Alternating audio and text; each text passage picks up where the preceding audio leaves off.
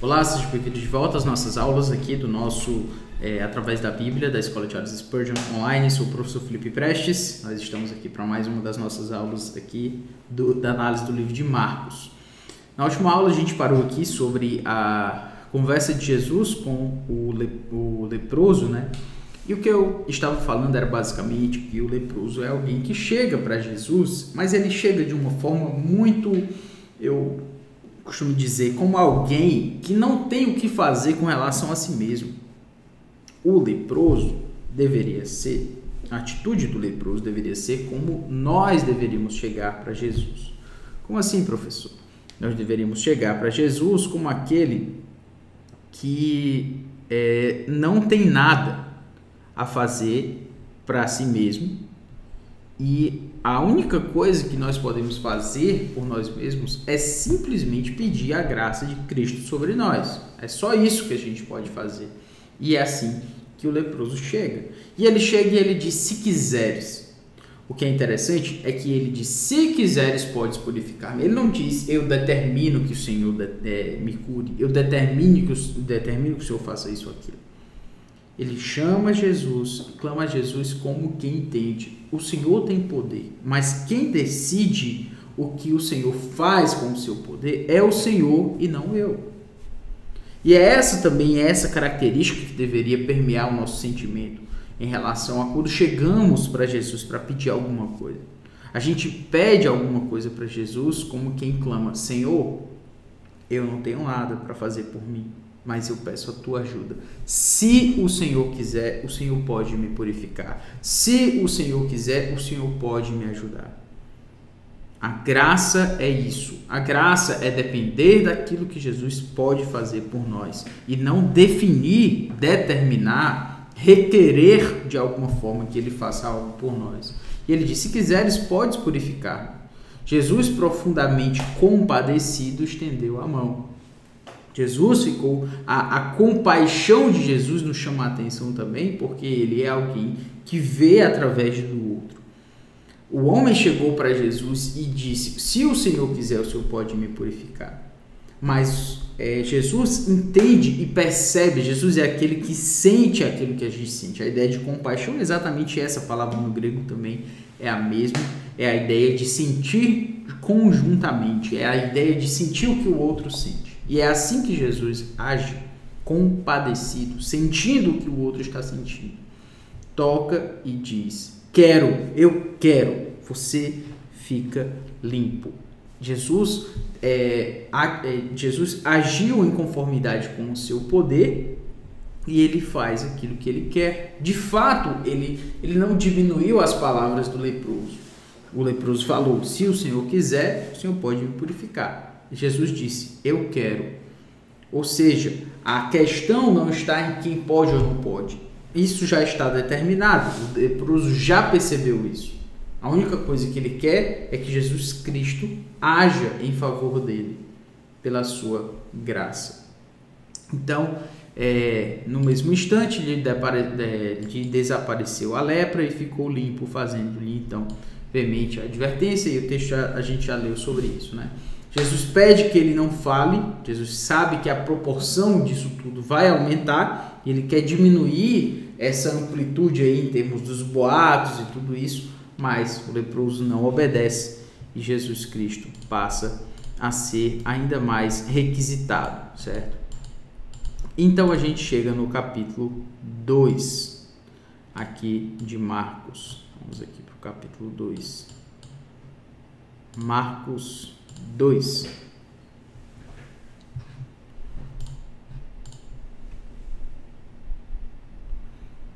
E aqui em Marcos 2 a gente segue até o versículo 12, que é a nossa sessão, certo? Dias depois entrou Jesus de novo em Cafarnaum. Deixa-me...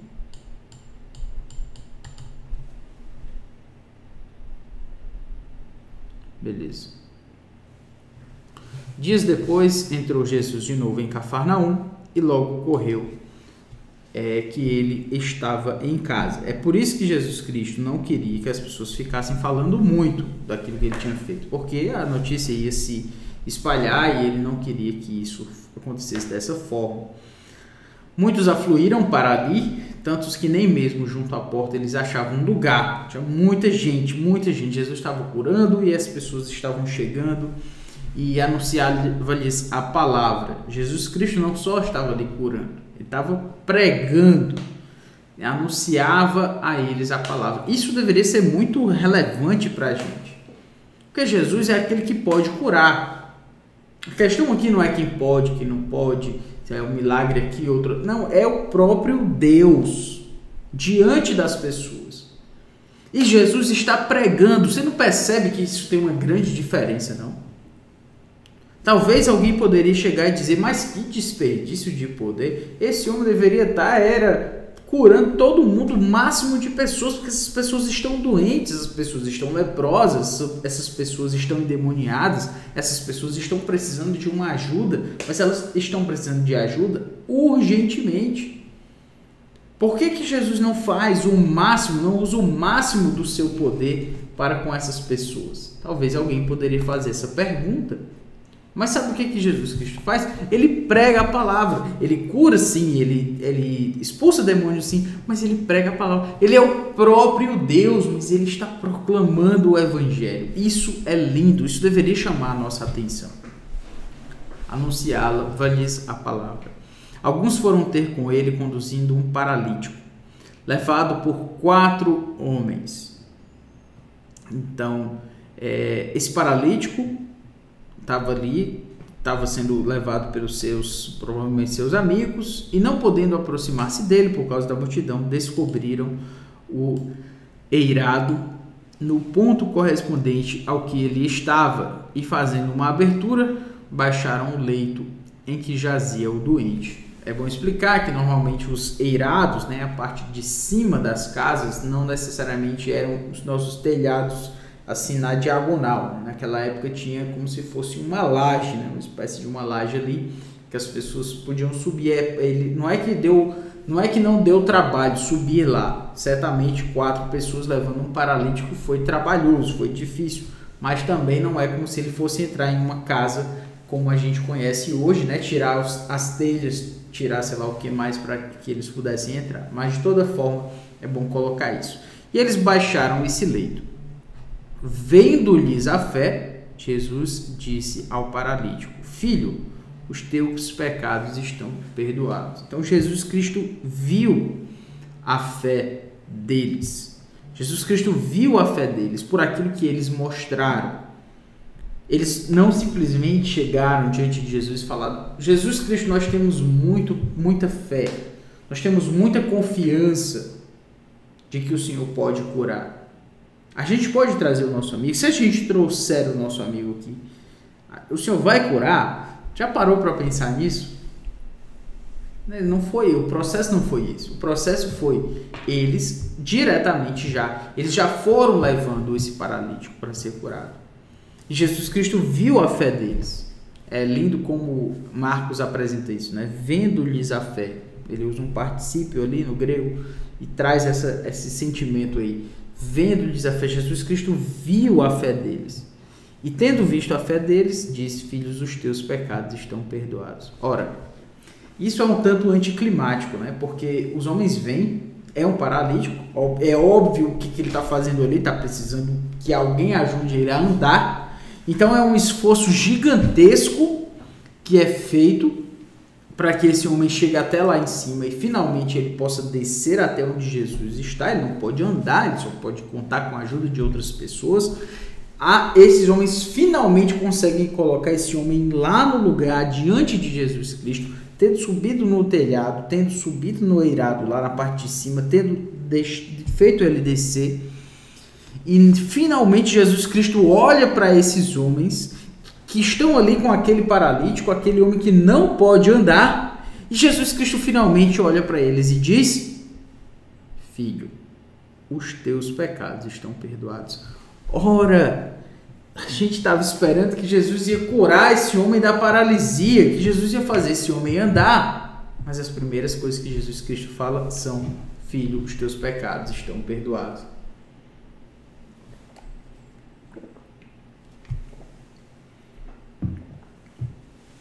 Isso mexe muito com a nossa expectativa. Isso mexe muito com a forma como a gente olha para a vida e a gente pensa, ora, mas quais são as minhas expectativas para com Jesus? O que eu muito gostaria que Jesus fizesse por mim? Aí sabe o que acontece? Jesus vê além disso. Jesus vê além das nossas necessidades mais superficiais, porque ele sabe que o principal na vida desse paralítico e de seus amigos era o pecado, e ele finalmente perdoa o pecado, porque Jesus é anticlimático, contra-intuitivo, contra a nossa intuição, contra aquilo que a gente tem de expectativa. Jesus Cristo faz muito mais do que pedimos ou pensamos, mas ele faz de forma diferente, porque os seus propósitos são maiores que os nossos, e a sua inteligência e melhor, a sua sabedoria são maiores do que as nossas. E finalmente ele diz, filho, os teus pecados estão perdoados. E isso chama a atenção, porque não é esperado, espera-se que ele vai curar, isso já seria impressionante o suficiente, mas agora ele diz que os pecados estão perdoados. Mas então quer dizer que ele tem o poder de perdoar pecados que são feitos contra Deus? Isso é um absurdo, muito maior do que curar. É contra-intuitivo, vai contra a expectativa que estava sendo criada, mas ele finalmente diz, os teus pecados estão perdoados. Ficou claro? Esse homem está se fazendo como Deus. E é isso que eles notam, né? Mas alguns dos escribas estavam sentados ali e arrazoavam em seu coração. Por que fala deste modo? Isto é blasfêmia. Quem pode perdoar pecados, senão um que é Deus? Jesus, percebendo logo por seu espírito que eles assim arrazoavam, disse-lhes: por que arrazoais sobre estas coisas em vosso coração? Qual é mais fácil? Dizer ao paralítico, estão perdoados os teus pecados? Ou dizer, levanta-te, toma o teu leito e anda? Ora, para que saibais que o Filho do Homem tem sobre a terra autoridade para perdoar os pecados, disse ao paralítico, eu te mando, levanta-te, toma o teu leito e vai para a tua casa. Então ele se levantou e no mesmo instante, tomando o leito, retirou-se à vista de todos, a ponto de se admirarem todos e darem glória a Deus, dizendo, jamais vimos coisa assim. Então fica claro que o Senhor Jesus Cristo, ele faz desse milagre algo super didático. Ele ensina aquilo que é mais importante, que é exatamente a nossa necessidade espiritual. Ele mostra que ele é Deus, porque ele tem poder de perdoar pecados, e ele ainda assim cura a esse homem e ensina para esses que estavam ali contra ele, que estavam falando entre si com relação ao que Jesus Cristo tinha feito. Ele ainda diz, o que é mais fácil? Nenhum dos dois é fácil. Os dois são muito difíceis, mas perdoar pecados ainda é mais difícil do que curar alguém. E ele se mostra, eu faço os dois. Isso mostra que o poder de Jesus é ilimitado e os seus propósitos são insondáveis. Mas ao mesmo tempo, ele sabe exatamente o que faz. E ele faz o que é melhor para a nossa condição. É claro que esse homem queria ser curado, ele foi curado da sua paralisia. Mas antes disso, ele foi perdoado dos seus pecados. Que deveria nos ensinar a, claro, clamar a Jesus por aquilo que nós gostaríamos que ele fizesse por nós, mas ao mesmo tempo dizer, Senhor Jesus, o Senhor sabe o que é melhor para mim. Eu sou um mero pecador que preciso muito da tua graça. Era isso que a gente poderia e deveria, de fato, dizer para Cristo. Vamos seguir adiante aqui com a próxima sessão. É uma sessão maior, certo? Ela vai abranger agora toda a segunda parte, que é o amplo ministério de cura e pregação realizado pelo servo dá lugar a um ministério mais restrito de preparação dos discípulos dos discípulos.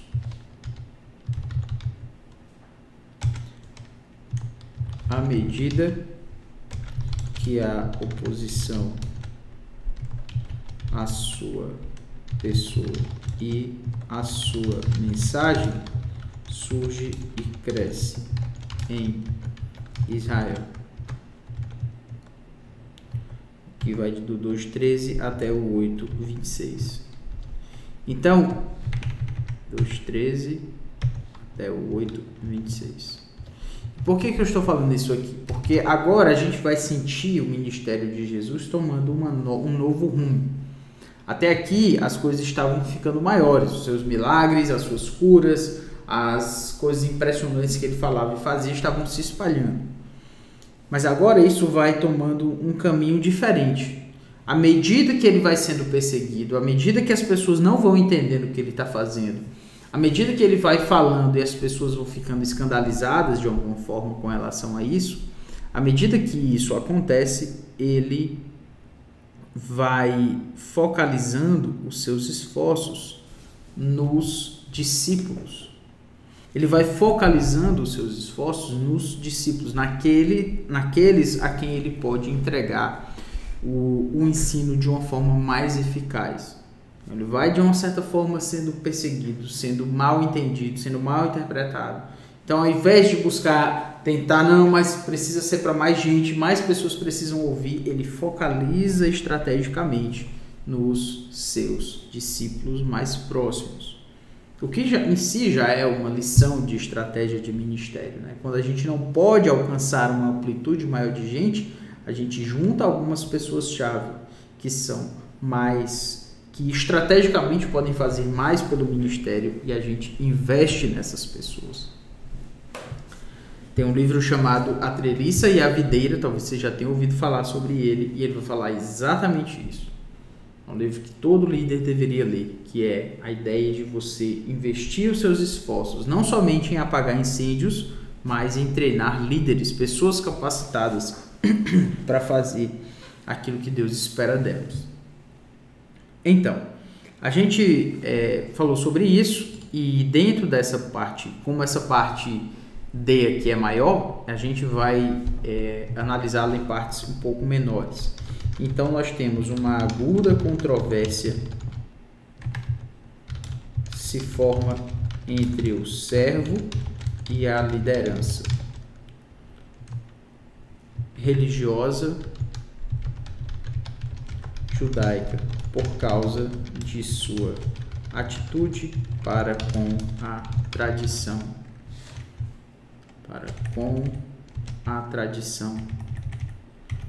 rabínica.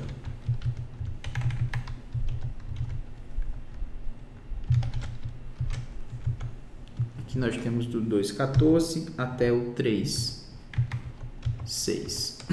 Então Jesus começa essa controvérsia, né, uma aguda controvérsia,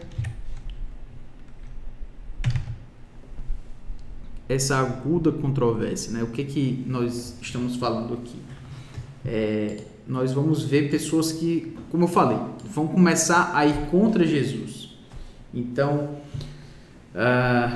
Jesus continua mostrando uma atitude que vai contra essa liderança. Às vezes é uma atitude de chamar a atenção para os erros deles, às vezes é uma atitude de mostrar que a lei ela é interpretada de uma forma errada, né, de uma forma muito superficial, e isso vai causando essa dificuldade nos ouvintes, nas autoridades religiosas.